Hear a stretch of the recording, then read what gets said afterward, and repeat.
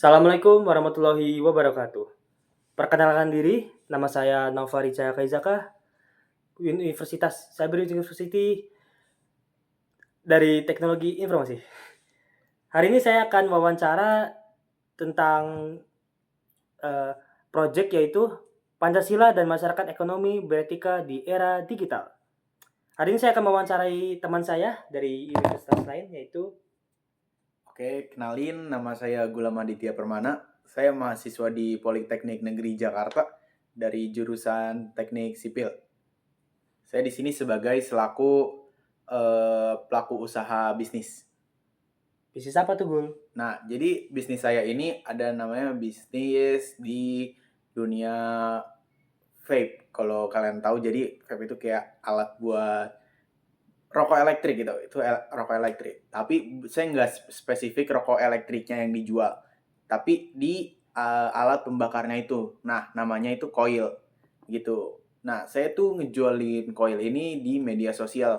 Biasanya kalau nggak di grup WhatsApp, Facebook, atau nggak Instagram. Tapi lebih sering ke grup WhatsApp sama Facebook. Jadi kalau Instagram itu cuma kayak buat media promosi-promosi aja gitu. Dan info-info misalnya seperti, nih barang ini lagi tersedia nih, segini, begitu. Baik, langsung mulai saja ya wawancaranya. Boleh. Oke, dari itu pertanyaan pertama.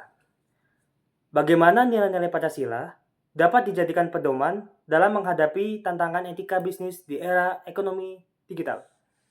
Jadi nilai-nilai Pancasila untuk mendorong etika pelaku bisnis tuh bisa dari kayak kita bersikap jujur, adil, terus menghargai hak pembeli juga, dan tidak menipu konsumen. Itu sih paling penting, karena kan ya kepercayaan pembeli itu kan nomor satu ya Betul.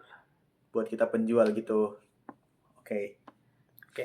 Pertanyaan kedua, yaitu dalam konteks kemajuan teknologi dan digitalisasi, bagaimana sila kelima Pancasila, yaitu keadilan sosial bagi seluruh rakyat Indonesia, dapat diwujudkan dalam pemerataan ekonomi digital di Indonesia?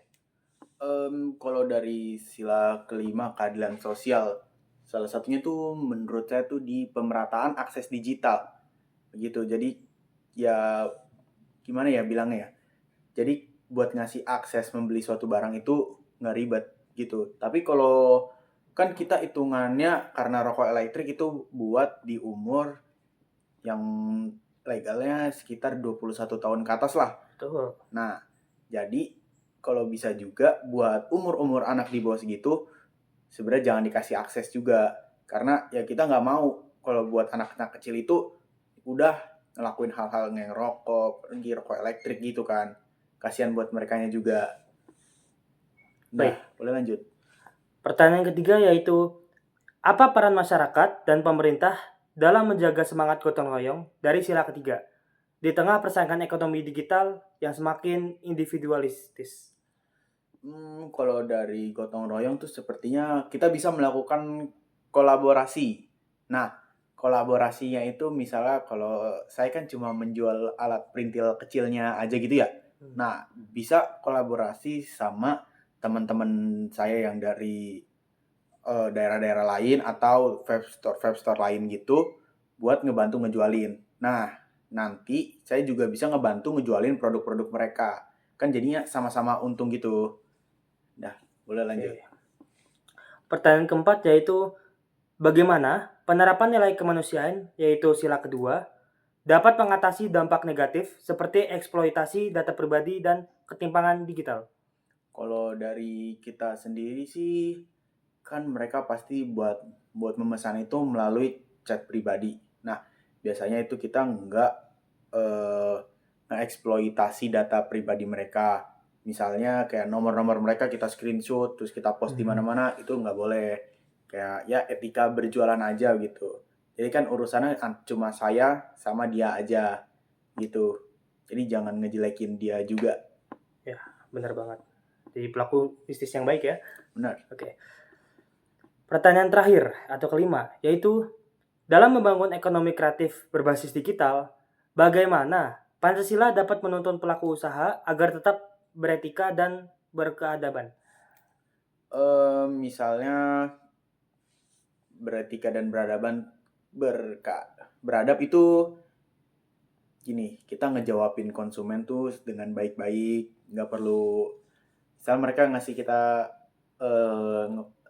ngechat kita awal, ya emang agak songong atau bagaimana gitu nggak apa-apa, kita balesinnya santai aja. Nah, terus dari kita sendiri juga kita nggak boleh nipu gitu. Terus apalagi kita tanggung jawab lah. Kalau misalnya saya jualan gitu, seperti waktu itu pernah ada kejadian saya Gimana tuh?